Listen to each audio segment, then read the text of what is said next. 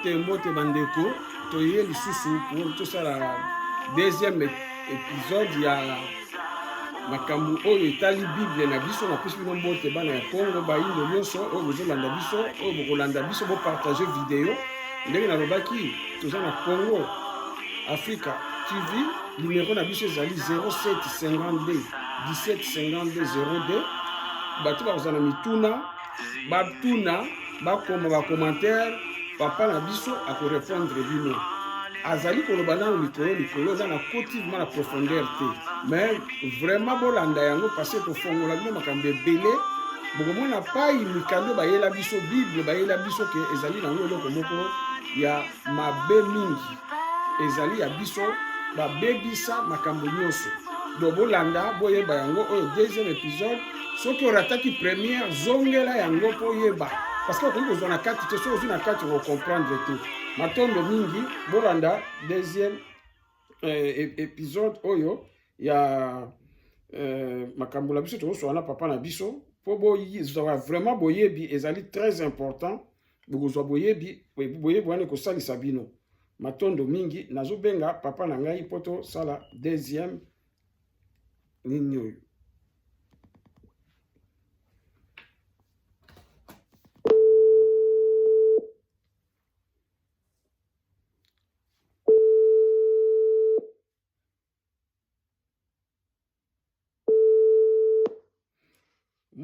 Mbote papa. Oui, mbote ndeko na ngai tozokoba toujours na émission. Bato naza sir kede na lobi na bandeko bacha ba commentaire o ba kolanda yango et puis ba benga so ba ko benga pona mituna et puis ba koma mituna toko zwa mituna même ba so ba bengi ngai mbala sima o répondre na mituna na bango. Yango tozo continuer deuxième partie papa.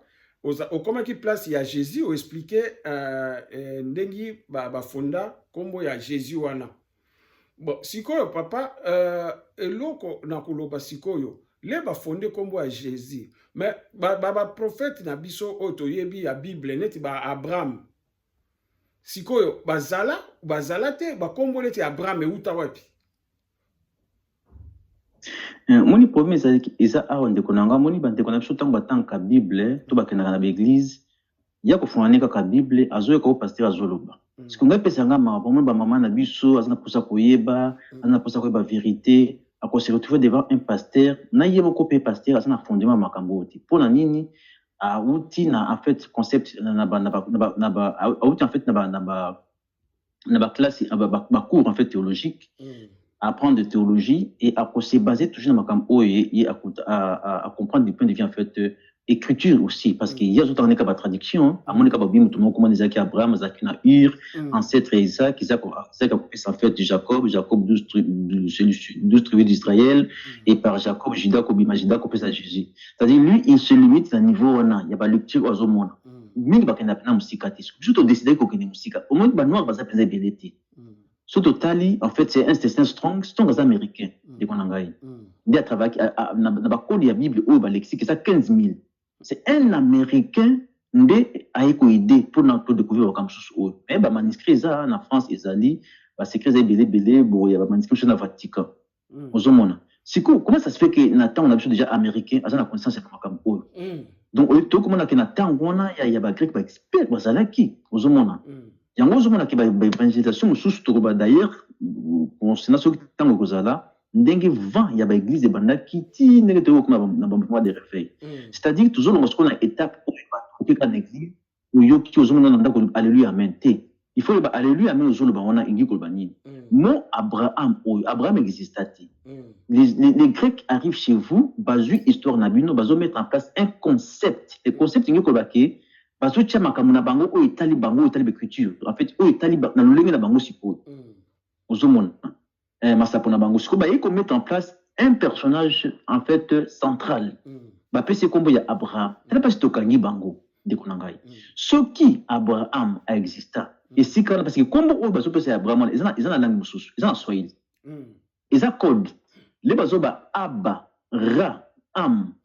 Tout na ba spécialiste théologien en fait Rawana ou Abraham et Nicolas Sani. On peut se répondre. Bah éviter en fait.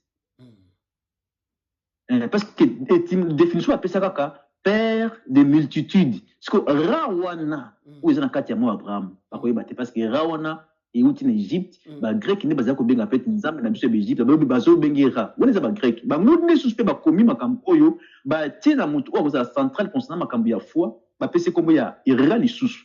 Parce que Abawana c'est abeza père. Ils a code de konangai. Obi kitanga na tanga makambo oyo ba bazolo ba makambo zo ba te, ils a code. Bakamati moya a babaloli yango. Babaloli yango. En fait, lorsqu'on est en train de dire tant que dans la code de la Bible, on est en train de comment dire, on est en train de lire la traduction dans la Galates chapitre 4 verset 6 et parce que vous êtes fils, Dieu a envoyé dans nos cœurs l'esprit de son fils par lesquels crie Abba Père. Le mot Abba wana et c'est dans le code. Il y a un de copier ça Abba, le même mot encore est commis Abi, le même mot encore est commis en fait Abé. Ozomona. Yango ce qu'on avant le bama concernant comme il y a Abraham nazo zongelango pour na créer un broglioté ba kolon tango bayaki ba conception kate influence oyo mais quand on a percevoir na est il y a mboka ce ko bengi jeune fille azali koloba abe à répondre abe c'est-à-dire abe aussi le bana en fait et na influence ya ba kolon signifie en fait peur. Oui ozomona nzoka dit qu'on na kate ba code ya Bible na ko mona mot oyo ya aba pour dire père et comme sous abi et comme sous ab et comme sous ab yango sous de aba donc et ça ba j'ai mon ko sakanati donc en fait toujours le makambo toujours ba il faut ko ta sikona kati makomi au poto découvrir mon oyo ya aba joa bik na papier toujours décoder mo za code aba et toujours na a toujours na b mususu na a joa kaka awana chango na katikati ya b okomone ko pesa baba. Pour dire père en Swahili balobaka baba. Baba. Ndeko na tokondi makambo te, on a to décoder sikoyo. Ozomona. Donc, le to décoder le même mot na aba, de diminutif nango nde pesi abba. Raam. Donc abba wana oya père ya kobe Abraham et outi na mot en fait ab et outi na mot Swahili en fait baba. Ah d'accord. Et ça mot Swahili. Donc on comment à partir on a toujours comprendre déjà en fait ba yaki ba étudier, ba comprendre babaloli bapesi mutu moko boye kombo wana existati tala ba je moko ya kosakana te en fait ça bible za occulté ndeko na ngai donc tala niveau ya kokosa donc bazwi kombo ya mutu babaloli yango boye basusu te boye basusu te en fait la personne d'Abraham toujours sur un mot étude linguistique timbango ba ki bokanga muyibi na makomi o la kibino ngaza biso tsa ba impolité tout ba muyibi tout dans sens ya kufinga te tout dans sens ya muto o yaki ajuba makambo akena ngo akosibiso siko il fallait siko na ba code ya bible oyo tout mona keza hébreu c'est ça. Tu vois que ça n'a pas percevoir que c'est un mot hébreu, c'est un mot de code, il y a Swahili. Donc tu vois ça qui biso ba traducteur sikoyo, ba ko traduire ba code. Ba passer na biso ba donc elengi ya ba traduction et ko bimisa ba croyance na ndenge ko tanga nzokande makambo tozo tanga awa et bomi en fait ba secret mususu. Donc nazo pesa kombo mususu awa. Donc lelo awa na émission oyo. Ce qui te ko découvrir que ange Gabriel kombo wana ezaka kombo ya lukuta et ça kombo outi na Swahili. Ce qu'on a posé même en fait Coran va s'expliquer parce que en fait c'est très important ce qu'on est en train de dire ici. Va faire sa explication en fait concernant en fait Djibril. Parce que les scripts coraniques au comment qui a fait le Coran vers 4e, 5e et 6e et 7e siècle, ils vont travailler les codes aux Isaac manuscrits parce qu'à cette époque là bas code grec et comment qui est déjà en Arabie Saoudite. Les Arabes en fait sont des descendants des Perses. Ma peuple nomade. Quand vous se retrouvez en Arabie Saoudite, bakobanda ko commencer comme makambo petit à petit pour mettre en place concept mususu autobeng en fait Coran. Parce que tout ça n'apercevoir déjà na Djibril et zo kende en fait na sens moko et en fait na Gabriel. Donc Gabriel, on va bien la Bible, il y a ce que Jibril et pas Barab. Ce que ceux qui ont vu Gabriel, ou la Bible, ça déjà le Kouta. Donc Coran va lire déjà parce que base il y a Coran, et ça déjà en fait Mohammed a qui visité par un ange. On va bien Gabriel, on va bien Jibril. Ce que Jibril on a de Gabriel, ce que toujours on a Gabriel awa, toi ba Gabriel le Kouta. Dès qu'on a eu ils a mawa na ko savati. En fait, mon Gabriel, nazo bango tant que linguiste. Dans un tant que mutuwa sali ba recherche ebele aussi pour ne pas oublier base nan ya maele ngai eza kolo fungolinga maele soko za na makolote okoyeba secret ba makambo te kolo nda fungola maele fungolinga fait ba secret oyo mo ya Gabriel totanga kande kona ngai et uti na mo swahili zwa bik penza bato bazana bik ba koma na expliquer makambo très bien pour pas comprendre tant beaucoup na l'église en fait beaucoup yoka makambo te toujours travailler mon problème pour moi au botanga au le matoi na hébreu parce que tu vas voir hébreu ba ibela bangote parce que na makakubo ka matoi et ni ko banini au boyoka ba teka bino to jusqu'au ange Gabriel parce que yenda ko visiter abi ko mona oyo to ko pesa kombo ya Jésus donc ceux qui ange Gabriel na sala kate bu bana komit no siko nani ndeka ko pesa Jésus kombo tout juste déjà d'ailleurs kombo ya Jésus moi, Gabriel, et où tu n'as pas Swahili Goubari. Goubari, bon, comme très bien. Goubari, c'est G-H-I-B-A-I, comment dit B-A-R-I, donc Goubari. Et Ndi Koloba, en fait, Swahili Wingu. Au moins, tu as le Kolo na Swahili, tu as Mungu. Mungu wapendo. Tu as Mungu. C'est quoi Goubari, et Ndi Koloba Wingu, donc l'Ikolo Mapata. Ozomona. Sikoyo ba grec ba ko comprendre les définitions ya mot et le ko ezozala awa tango ba yaki ba kutaki ba to ba biswahili baso tuna bango pona ko ba likolo bolobaka ndenge nini habite pona ba likolo to lobaka pe gab to lobaka gubari ngo ba wingu donc ciel en fait ce ko ba pesi ba bi ok il n'y a pas de problème ba zui mo wana ya gubari ba code yango ba longoli ba voyelle ta makambo za ko sala ba grec parce que awa ce ko tozo coder tozo décoder makambo ba salaki ba longoli ba voyelle to tikali kaka na G B na R ozona ndanga omoni ke kombo ya gubari toza na G toza na B toza na R ba longoli ba voyelle to tikali kaka na G na B na R ba tie voyelle na bango na liboso ya G ba tie A et puis sineti Gabriel ozomona siko pesi toyeko kanga bango ndeko na ngai na définition bapesi définition espace kasi wingu na swahili gubari na swahili eza wingu eza espace likoloti balobi espace arrondi soko otali likolo ndenge ezalaka au moins eza neti na forme neti ya rond neti te sozolanda nanga likolo ezala lokola neti en fait ezala lokola na forme neti ya rond ndesiko mo oyo gubari na swahili eza wingu eza rond wingu eza likolo wingu eza espace na code ya bible eza Gabriel bakisi awa eza code bazo code siko po loyo muto bi swahili oyo kotanga okomona batie nde Gabriel eza nde mona gubari te nzoka ndeza yango bazo code siko awa toza na code 1386 ou bien 1366 les mêmes mots encore ndeko nanga siko basala ndenge nini bayebi déjà que tant que tu gubari na swahili eza wingu na swahili epesi kombo ya mungu donc ciel. Qu'est-ce qu'ils vont faire?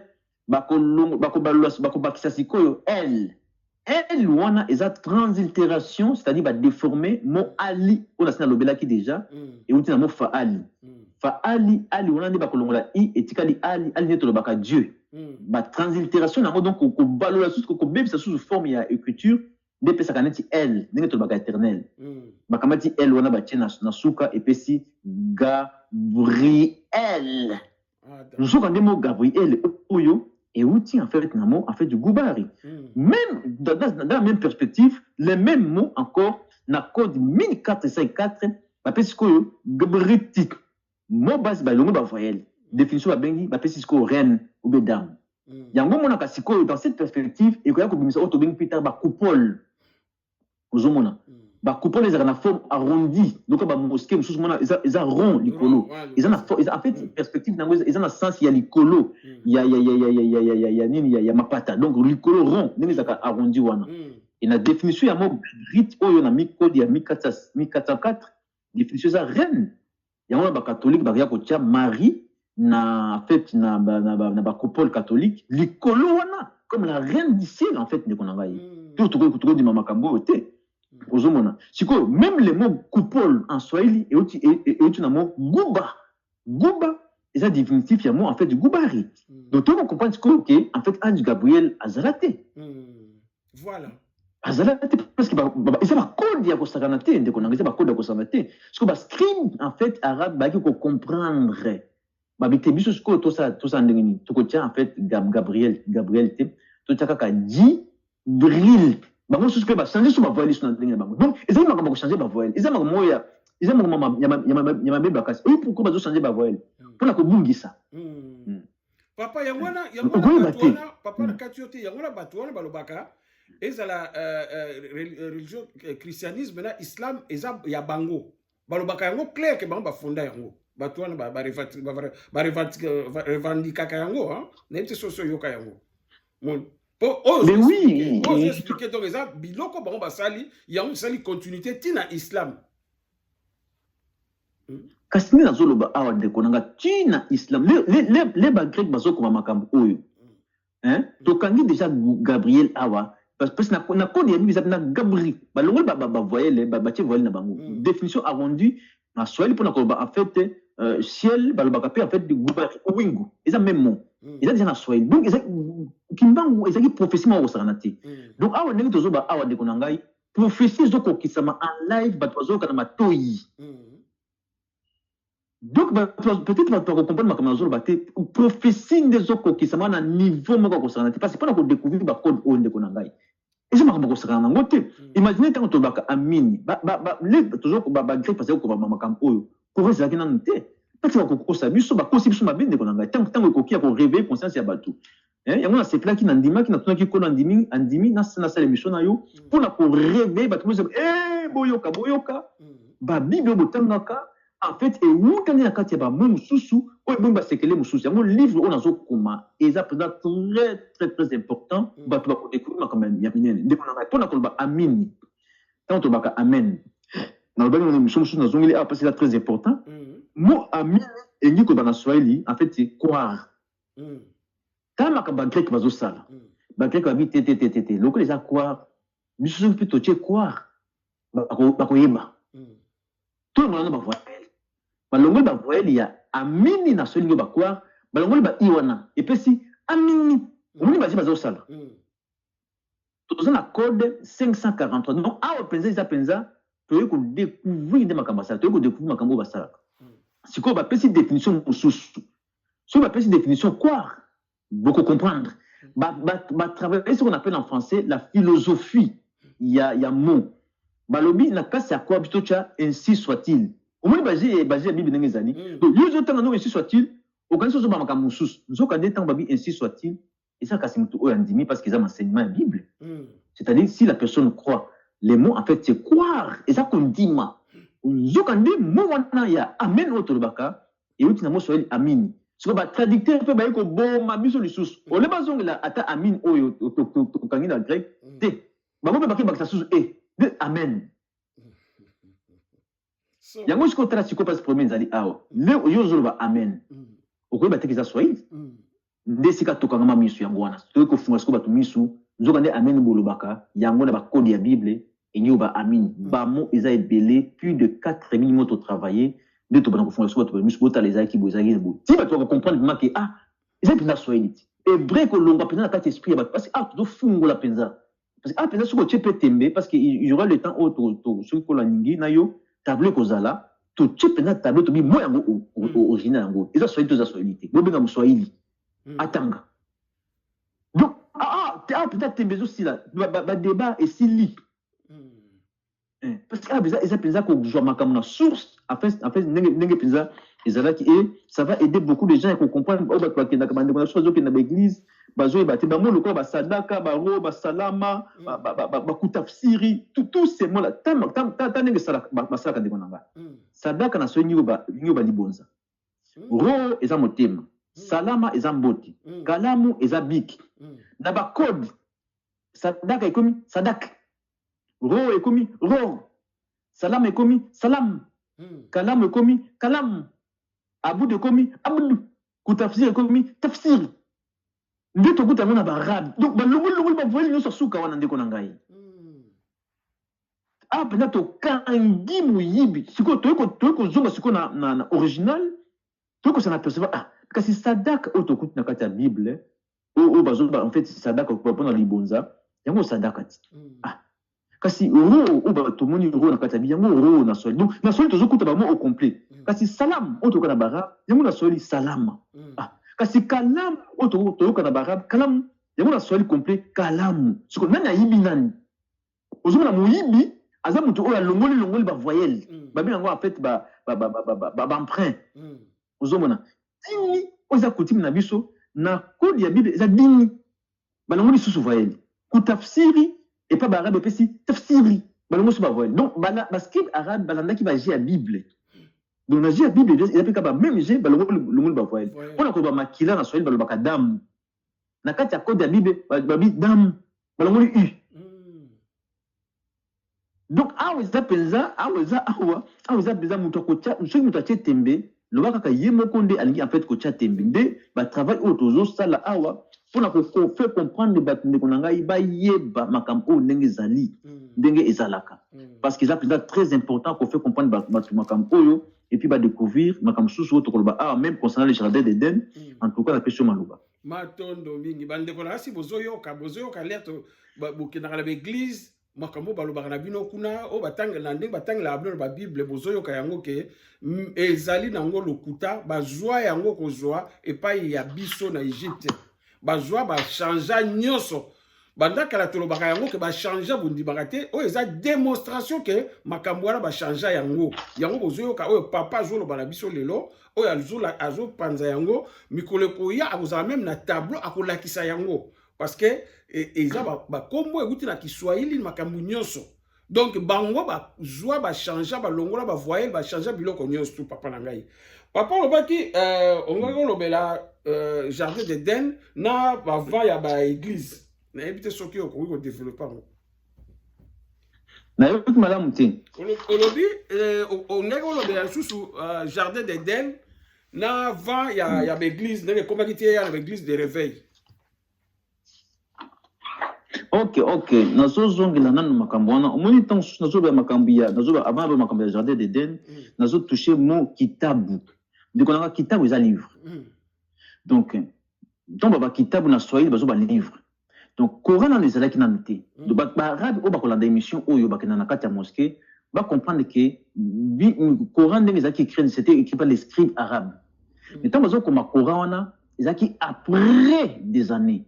Donc tu peux retrouver moi et pas na Coran par exemple pour na livre to écrire ba kitab to côté déjà moi na kati ba code ya Bible avant même le Coran zala moi kitab wana en fait et outi na Swahili kitabu kaka ndenge na uti koloba awa ba longo sur terminaison et community kitab donc to en fait tous na racine donc to ba kitabu livre tous na ka t na b.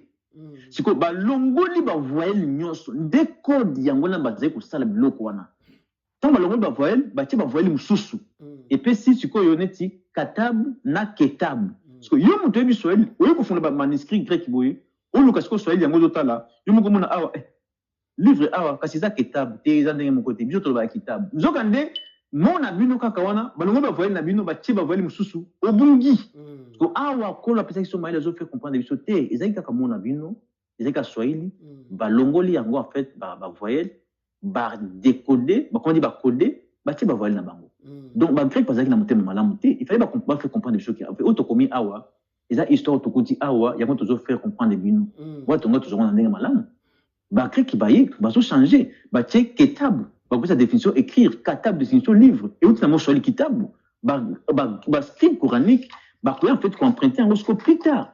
Concernant Makaba Jardin d'Éden, de Konangaï, ce que tu me pasteur, le loto, en fait, un théologien, Jardin d'Éden est rapi, Makaba Jardin d'Éden est en Mésopotamie. Ndé Makaba grec Basalaki. Ba grec Basala na première origine. Basala ko origine na Bangoti. Ba ngaka ba yi ba fait ba unta wa biango, tant ba komaki na grec na Égypte, ils étaient obligés ba kende ti balanda Nil. Po bato ba utaki penza wapi parce que ba grec ne ba pesa ki Congo Éthiopie en fait couche même dans la Bible. C'est ceux qui disaient en fait le sud sur le midi. Éthiopie toujours ba ah Éthiopie ou la Corne d'Afrique té bazo ba Éthiopie ou la Congo ba grec ne bazo ba makambo oyo. Ozomona. C'est que lokolo ba grec bazo lo ba makambo do banga ba en fait mutu auta wapi. Ba ko comprendre que mutu auta na Congo. Alors qu'est-ce qu'ils vont faire? Ba bitete. C'est quelque chose en fait baleki. Ba ya ndé bango. Toujours changer makambo oyo, toujours même jardin d'Éden na Mésopotamie. Des Bibles to tanga kande konangai. Il faut que ko tapena ba étude pour découvrir makambo oyo. Sikoyo toujours quand bango siko na ba mon ko to parce que jardin d'Éden eza en fait isikani. Toujours quand Genèse chapitre 2 verset 10. Babi en fait on est en train de parler en fait du fleuve qui sortait d'Éden. Et de là, babi nawana, ces fleuves là se divisent en 4 bras. Le nom du premier est Pichon, c'est celui qui entoure tous les pays de Avila. De Konangaï. Ça n'a pas ce problème de Zozala.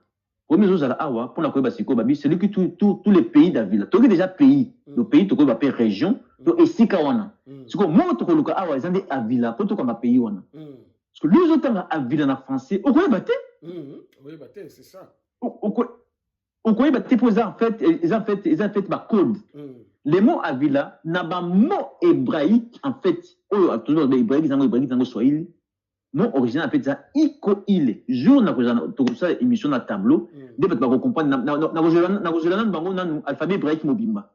N'explique pas, moni oyo, ingo ba oyo. Moni a oyo, ba komango boy. Moni son oyo, isa oyo. Moni a, isa, ba komango a. H, isa boy. H, isa e. N'a pas si ba pona ko coder, bazoka voyer oyo, ba balu yango boy. Tu vas dire que je vais monter, tu vas coder na biso na bino bo mona ndenge makambo ezalaki. Mot original ya Avilawana eza iko ile. Iko ile c'est na Swahili. Ile c'est-à-dire c'est ça. Iko c'est-à-dire on est en train de parler en fait du lieu d'ailleurs. Na côté c'est qu'on a Google Earth, na beta c'est pour zwa. Pour découvrir en fait lieu wana. Na beti iko ile de konanga na zuité. Na ko comprendre te vous êtes toujours na kati ya monde oyo. Bazo garder ba koko sa wana ya kala pour tout se retrouver te ba kamata siko ba balola même mot même ba impérialiste ba colon bazo les colons les impérialistes tout baza na kati ya même système grec ya koko sa pe ko kanga ba makambo na bité nazo balola na jusqu'au ole na beta iko ile na beti ile iko na Google Earth ndeko nanga likambo ko kamwa et memingai na sud Kivu to na kati ya la Kivu ndeko nanga chez les Bashi. Oh là là. Et c'est marrant parce qu'on a été. Il y a un moment comprendre que d'abord le fleuve entoure les pays d'Avila. Les pays d'Avila. Et ça fleuve Congo. Il y a un moment que tant ba missionnaire grec, on a missionnaire sur quoi plus tard ba héritier, il y a ba makomi autant ba habité toi comme on dit fleuve o. Na livre nanga na ko la kisanenge ba ya ka de mama e kulus moko boye, ba tchaka mona kati ya fleuve. En fait ils ont comment on s'aganate. Ndeko na ngai. Et puis c'est son qui ont donné le nom du fleuve Ndadi, en fait, Zahir. C'est que pour la concernant comme jardin d'Éden, nous sommes totalement concernant tout ce qui est faune. Faune, c'est banyama, banini. Flore, c'est végétation. Aux hommes. Ce que totalement c'est concernant en fait banzete, banyama, tout du côté na est du Congo, na bazamba, Tokiti, Kenya, Tanzanie, Somalie. Et chose autre la personne lié à mon pénandi yango tous na ba lion tous na ba antelope tous na ba lopa ba nyama ya ndenge parce qu'il y a un gonde penza et suka o mutu aliboso azalaki donc qu'est-ce qu'on a Mésopotamie ba précision après c'était vague on ka ba bikaka tigre na Ephrat mais c'était un désert mutu ko bika kuna ndenge ni ozomona siko théologie nde ezoboma bande ko na so pasteur tant ba ko na kati ya théologie o déjà ça bien travaillé m'a fait comprendre comment fait jardin d'Éden ils ont la Mésopotamie donc ils ont comme leadership nan de mukolo nan de leki normalement ce qui mukolo ndele mais ça biso problème ezate on met biso tout ça batou tu quand même pas tout uta mais ceux ils ont marma ko kosa wala za mabe makasi toujours qu'on se retrouver te yango moni ba mais yango siko na Mésopotamie yango ya ko mona même makomi ba kosi biso ba écriture liboso ba nabi na Sumer écriture sumérienne histoire ibandi wana deux ba histoire ibandi wana ndeko na ngai hiéroglyphe ezalaki déjà. Donc, tu peux comprendre, il y a un état d'esprit, il y a la vérité, mais même la vérité côté moussous. Dès que tu as toujours dans la petite place, l'écriture et autant d'écriture qui n'est forme. Et qui n'est forme aux autres, ils ont un clou. Ils ont quoi, un clou, ils ont un calcul. Bazo lobby sango ndelelo on s'est communiqué même peuple sumérien existant na été. Et sa convention, c'est-à-dire les impérialistes va dit ça on est divisé en fait Afrique va habiter tout en fait tout mettre en place en fait ba pesa ba combo quand ba pesa ba combo en Afrique. D'ailleurs combo Afrique on a juste ça fait ba awa ils a combo moko modi. Ba en fait tout le monde est au romain ou bien arabe si je me trompe pas Africa. Zwa kawana tiango liboso bokoma bozo big bokoma et kopé ça kafri na swahili il ba incirconcis. Donc même mon continent bati biso libabe yango zo mona nzoka nde ba koko na biso depuis kala en Égypte so tali ba hiéroglyphe okomona ke tozalaka circoncis depuis kala ndenge nini Abraham le Dieu de la Bible akene ko bisa Abraham alliance yangana yo ezali était premier né il faut azala circoncis na 8e jour. Vous avez pas qu'on a en Égypte depuis kala. Avant même surtout tout le concernant fait par hébreu. Bazaka déjà c'est concis. Ça parce que kangi Bible. C'est quoi Abraham a outaki wapi pour que là a connaissé ma circoncision et puis tu as découvert les lots égyptiens au travers bah hiéroglyphe écrit que bazaka déjà circoncis depuis kala. Vous avez qui va grec qui va comprendre qui makambo oyo ba inventer mutu comme Abraham. Toujours déjà même comme Abraham awa, ils avaient un prince swahili. Donc, ils sont venus, en fait, nous prendre notre coutume à nous, bâtir, en fait, concept en place. On a fait complètement perdu. Na Pesho Malouba. Ah, Matondo Mingi, papa Langai. Mais, au Bossani, il y a l'église. Dès que l'église de Salamaki, peut être comité na réveil. L'église de réveil. Voilà, le bel yamonante. C'est quoi, toujours le côté makam oyo Italie église au moins yango tozo ba ki ba vent oyo nyonso depuis ebanda parce qu'ils appellent l'enseignement moko très capital pour faire comprendre bat origine ba makam oyo ba vent oyo ndenge banda pour faire comprendre bat ezala ki ndenge nini parce que moni likambo ezaka awa bato bazwaka Bible a fungulika ka Bible à comprendre les messages de la Bible à mettre en place un concept yango komona ba branamisme kobima concernant ba livre Malachi bazo kosa tous les prophètes qui devaient venir écoute si votre nabatokate ba buzoba makasi ce que biso ngolu o kolo apesi biso awa ya ko faire comprendre bato origine ba makambo ndenge bandaki bato ba maîtriser siko histoire parce que tant tozo ki na l'église ozo na ngai nazolanda papa tant tozo ki na l'église okoyeba makambo oti okoyeba makambo to okoyeba te yoko okota kaka na église ozo ke na église pasteur azo en fait ba makambo azo loba concernant en fait doctrine ya Bible mais okoyeba te donc c'est comme ce qu'on a mon to fait comprendre batou en fait source ya ba makambo nyoso ndenge bandaki en fait l'église est avant pour ko banana liboso pour na ko soso makambo oyo na zolo bila concernant en fait le mot en fait d'abord église ngi kolobani l'église vient du terme en fait grec ecclésia. Vous voyez la perspective ya makambo oyo avant ko kota muzindo il faut qu'on comprenne tout simplement le terme d'abord religion religion ngi kolobani le mot religion vient du terme en fait latin religare. Nous avons les préfixes re. Au même temps, vous avez le préfixe re, et action, il y a comme ça, likamoko na mbala ni bale. Bon, on a très bien ici ka oyo. Religion et utinamo religare qui signifie en fait lien ou être lié à. Le préfixe re, on a des intéressés biso. Re, na français, et nikoba, faire l'action pour la deuxième fois. Donc, lorsqu'on est en train de dire de faire l'action pour la deuxième fois, c'est-à-dire que tous avez déjà un lien ou sous-sous. Allô? Allô? Allô? Connexion, c'est la mouke bandeko. Connexion, bien, connexion, zalaga, c'est la mouke. Connexion, ekozonga. C'est ça pour ma connexion, mais ekozonga. C'est la mouke. Connexion, pour la nini, et ça, connexion. C'est là.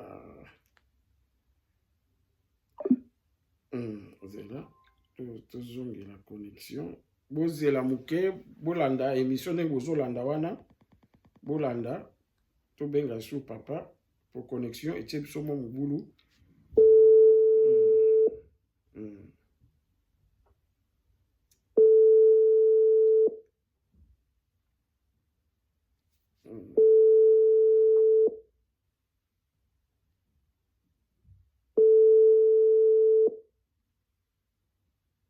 Ah, bolanda bozela papa akota lisusu pona moye ti connexion eza pa inaye mutu connexion et biso mobulu eza pa inaye eza pa na ngai ti donc tolanda tozela tolanda na moni connexion eza pa inaye eza pa ina ngai ti bolanda makambo azoloba bokomona ke beglise oyo bokendaka ndenge tolobaka na bino bokende osambelaka na bino bademon Bible wana ezaka susu ya biso te posi babalusa nyonso me mvuluski mbanga alobaki botanga yango mpo bakokanga moyibi na eloko oyo ayiba bomoni mvuluski mbanga makambo azosala ndenge azolamusa bana na ye mayele ya bana na ye bozoyoka yango bozomona yango donc voilà bozoyoka yango bozomona yango papa ndenge connexion eza pa na ye moto eza na problème connexion eza pa ina mvuluski mbanga alobaki bokokanga moyibi na eloko ayibi yango leo tozo assiste nango bana ya bilaka batelemi bozoka makambo azoloba nde tolobaki Bible babebisa yango bazwa nyonso pa na biso na ville ya Alexandrie boyoki ndenge papa alobi tolobaka yango bazwa Bible bachange babalola bachange bakombo bachange biloko nyonso boyoki yango lelo donc ndenge bokendaka na église wana makambo bayebisaka bino nyonso eza faussé barituel nyonso basalelaka bino kuna eza faussé donc ndenge bokendaka wana donc voilà bandeko bozwa mayele parce que so bokozwa mayele te eza pasi mpo so bozwi mayele te nayebi te so ekosukela bino ndenge nini donc nde bokendaka na bino kosala eloko te bokendaka na bino na place ya basatana place ya badémoniaque banini tu yango mpa bokendaka omoni donc bozwa mayele bandeko botika kokenda place wana eza na sens moko te eza na litomba moko te eza na nini moko te bandeko na ngai papa moto aza na problème ya connexion kuna parce que biso connexion eza na problème te donc bandeko soki neti azongi te so tozwi ye te tokozongela troisième partie po tosala partie oyo azali koloba makambo ya bavant ya baeglise tosala yango donc soki neti esalami te tokozongela yango lisusu po tokosala baépisode ebele et puis badémonstration na tableau bokomona biloko wana nyonso ya biso pai bango bazwila yango donc voilà bandeko namoni papa aza na problème ya connexion pai na ye yango ezosala boye donc bomona motema pasi te tokozongela mpo boyeba vraiment pai tozokende epai bino bokendaka wana bokoyeba yango donc voilà namoni papa aza na problème ya connexion oyo ezodéranger problème ya connexion. Allô? Oui papa. Allô? Ozoka ngai? Nazoyoka yo. Nayebi te ezaki pa ina yo ya connexion ezaki pa na ngai te? Oui, ezaki pa na ngai ezaki koko soma ko sala awa donc tout ça déjà en ligne on peut continuer. D'accord, koyo continuer na papa na ngai. Donc, concernant maintenant des églises, j'étais en train d'expliquer ici, il faut que les bandaki. Ils ont 20 moko ya kosakanate. Parce que la plupart va se retrouver quand il y a l'église, il y a surcité.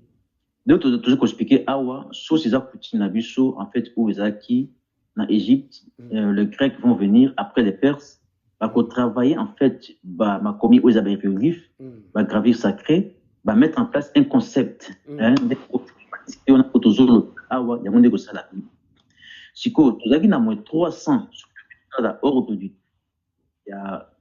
en fait ce qu'on peut parler en fait la période donc après 300 ba quelques baye ba pandi qu'en fait côté naturel histoire la ko qu'on a biso on a ka makambi temps na Bible ils correspondent en fait histoire ya banoir makambo tozotanga na bible ezocorrespondre histoire ya banoir ozomona siko baromain baye na mwe 30 bango mpe baye koconquérir siko tomi tonano bango baza kolukaluka nini na Égypte parce que ezalaki grandeur en fait siko baromain lokola baza proche na bagrec ils se sont pas en fait bapitiaki na kati ya baproblème te ou se battre entre eux te bakota na kati ya koyokana en fait maintenant qu'est-ce qui s'était passé basanganaki na mwe 30 wana mpona kotravailler toujours coutume ya peuple oyo na kobakambi ya Jésus awa les mots phares dans la Bible c'est Jésus donc lesiko bagrec baye plus tard sikoyo héritier ya bagrec wana ekopesa oyo tobengi église orthodoxe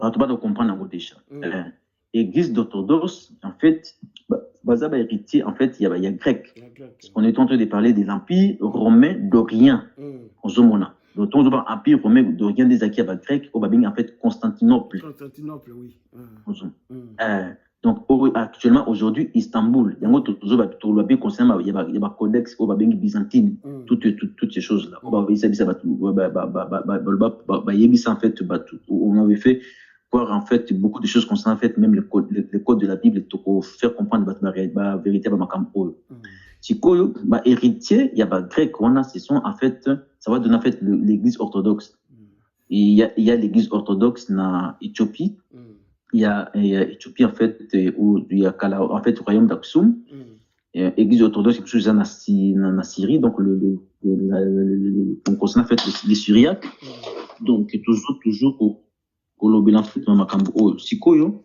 tango siko église catholique ekoya en 30 wana bakokabwana bakosangana avec le grec mais plus tard il y aura ce qu'on appelle en français chiisme chi ezana euti na moya Jésus ya ishi isme eza concept bakoya kokabwana en fait pourquoi parce que bayokana kité concernant kombo ya Jésus donc tout le monde déjà awa église catholique bakabwani en fait na église orthodoxe parce qu'on va héritier ou va héritier en fait pour la schisme et Isaac alors vent wana catholique et qu'on continue toujours ti na Angleterre Zolanda et tu na Angleterre c'est qu'on a Angleterre on a sikoyo vent wana ya église catholique et que ça a été siko ba pape oyo bazaki que en fait la clé de l'église parce que c'était considéré comme la tête. Et puis ça qui était en fait jalousie, en fait, moi il y a leadership concernant en fait même le chef où il y a roi Angleterre à cette époque-là. Pourquoi? Parce que l'origine anglicane, ça vient en fait de l'église catholique. Maintenant, lorsque le roi d'Angleterre va rompre avec l'église catholique, il va mettre en place ce qu'on appelle en fait l'église anglicane.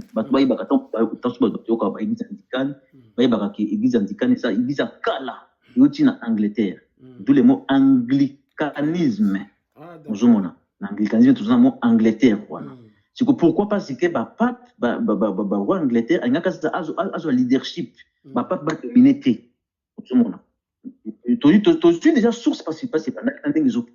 Parce que l'église anglicanisme, et qu'il y a coupé ça fait schisme c'est-à-dire bato ba na kati ya église wana confession na to foi wana babitete to moni to bisalika mususu auto comprendre concernant fait de Bible et coupé ça ce qu'on appelle en fait église méthodiste d'accord ozomona église méthodiste en fait église méthodiste ils a influencé en fait na Anglican ça sera influencé aussi par la prédication il y a autre bien en fait John Wesley azaki théologien évangélique il y a église des réveils méthodistes wapi na université Oxford ozomona donc ils en fait banzela oyo bible parce qu'ils ont et puis église anglicane et copesa sous peu baptiste mutozaki en fait il y a le bosso pour na ko ma foi il y a baptiste ils en fait John Smith azaki prêtre anglican ozomona anglican et aussi na catholique bon on a très bien nzela makamoni ozoke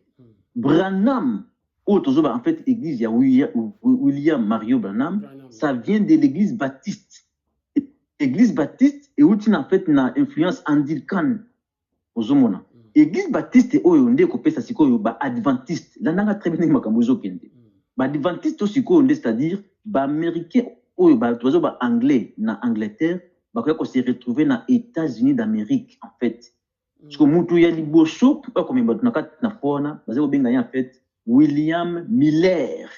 Donc en fait Charles Russell ye pe akouta wana ba témoin de Jéhovah pe ba s'inspirati na kati ya doctrine ya adventiste. Dès qu'on fait ça plus tard en fait témoin de Jéhovah par Charles Russell. Donc Charles Russell a outi na doctrine ya Millerisme. Ozomona. Millerisme vient d'origine en fait il y a doctrine en fait il y a Martin Luther. En fait c'est ça qui va vraiment terrible. Martin Luther est protestant avec Yazaki moine catholique. Nous avons qui se convertir à mettre en place en fait une doctrine en fait protestant. One des mouvements protestants et banda pour la libération moine catholique. Donc ailleurs déjà na kati ya vana qui catholicisme de amener en fait réforme mususu. Ezate qui en fait ailleurs na lolenge mususu amener en fait lolenge mususu ya comment le makambo. Même base zaka moko ba même écrit. Ozomona écrit et où tu vas na grec. Ozomona. Parce que Azaki en fait moine catholique Martin Luther. Mouvement n'a rien de l'église protestante. Plus tard, en fait, dans les États-Unis, Sikoyo, bah réveiller ce que l'église évangélique qui a Kobima, autre bien en fait l'église pentecôtiste par des pasteurs américains, le col à Charles, Fox, partant parce qu'il n'est pas par an, parce qu'il n'est pas en fait ni anglais bien été. Et ça qui est fondé par un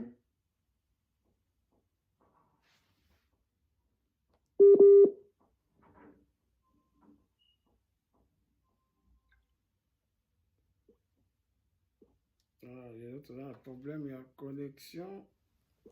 Allô? Oui, papa, la zéro kayo. Nga zéro kayo.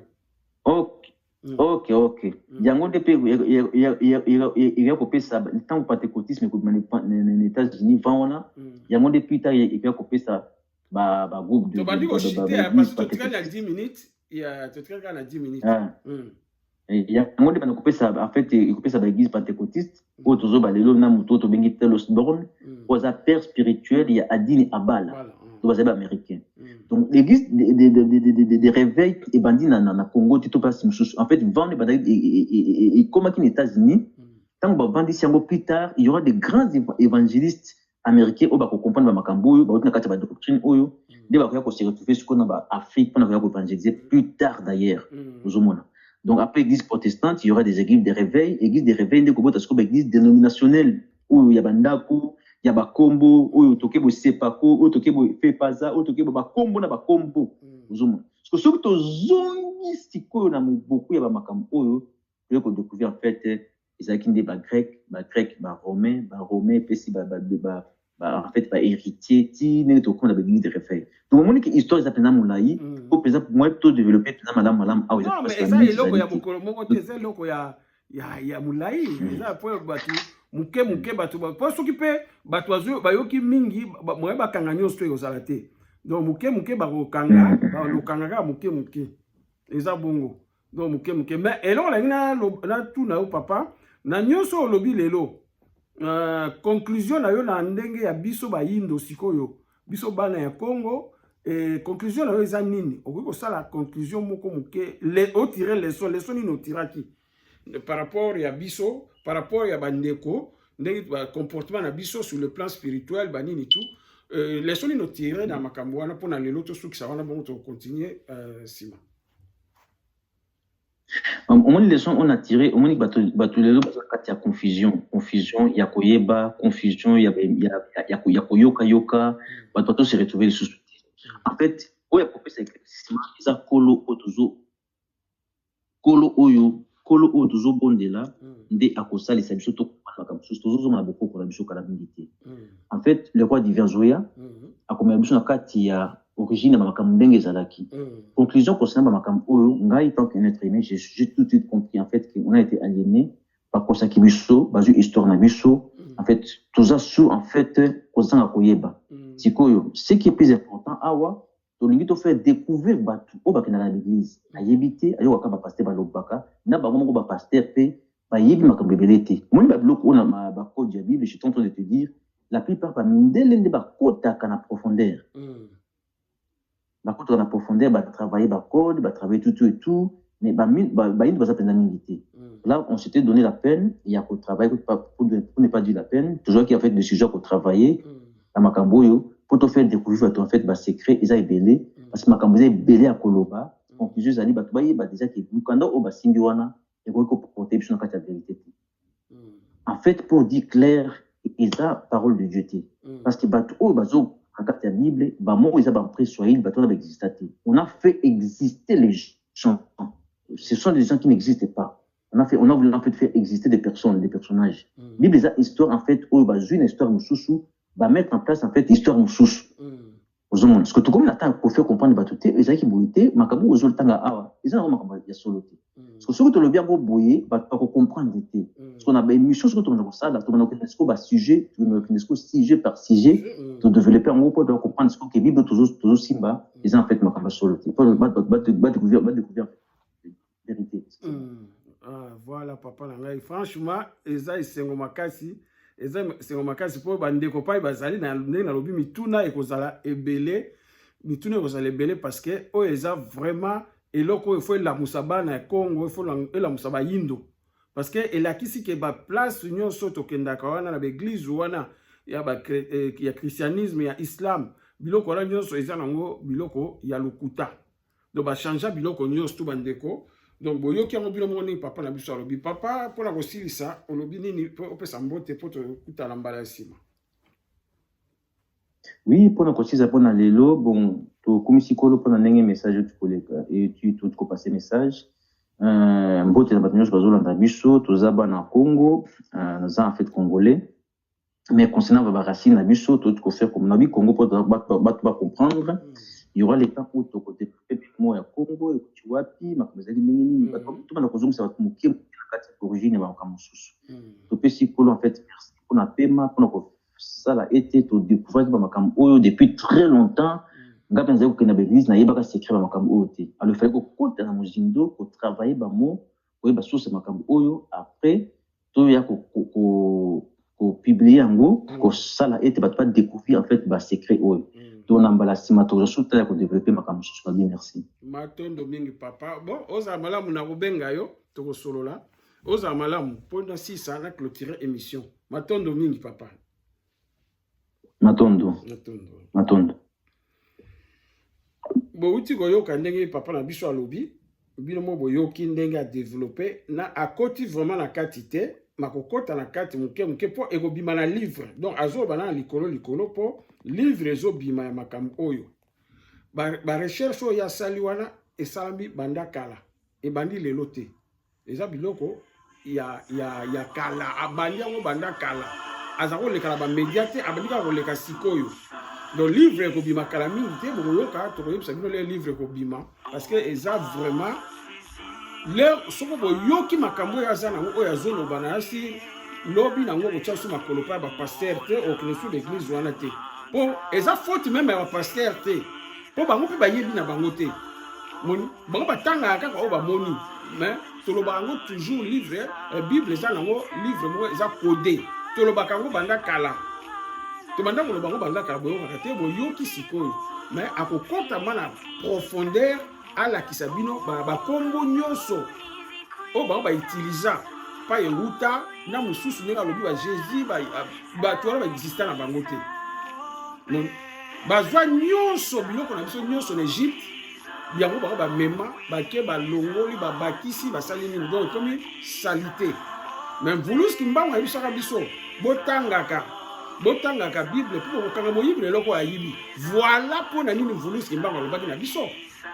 Kwa ibaki bana bilaka bazali bakubimisa makambo oyo donc lelo komi ko bima bandeko ezali esengo bakasi yo muto liko yoka te etali yo parce que baloba yango même la Bible na bino bakoyoka mais bakondima na bango te bakomona bakondima te mais sort ekozala babe mingi po oyo eza ba vérité donc bandeko bolanda l'épisode mosusu ezoya pa ya papa na biso akobimisa yango ekozala su profond ka partager vidéo bo partager bo s'abonner bozana ba commentaire ba question botia obi bobengi na 0752 1752 02 bobengi bo poser ba question na bino ako répondre bien ba question sur bolingi oyo pasteur oyo amoni kaza na tembe prophète moni boza na prophète na bino aza na tembe ai aloba tokutana ba démontrer ye na tableau bakutia tableau wana balakisa ye parce que yatangaka na ye kaka ndenge atangaka ba récitation mayebi na ye profondeur nango te. Donc voilà bandeko tosuki apo na mokolo ya lelo bozala malamu botikala malamu nzambe mpungutulendo azala na biso nyonso abatela biso na esengo oyo apesa biso mayele makasi nyonso wana tokumbisi nzambe mpungutulendo mpe tolobi na kombo ya Mvuluzi Kimbangu matondo matondo matondo.